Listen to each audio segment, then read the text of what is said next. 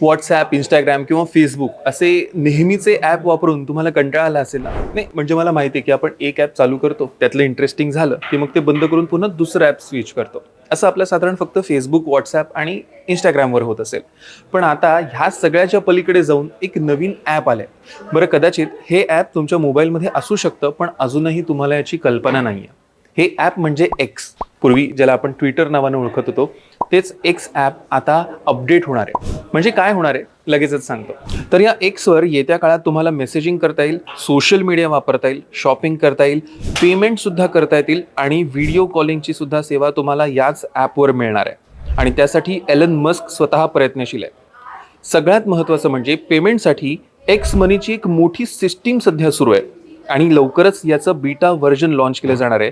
त्यामुळे तुम्हाला मनी ट्रान्सफरची सुविधा उपलब्ध होईल.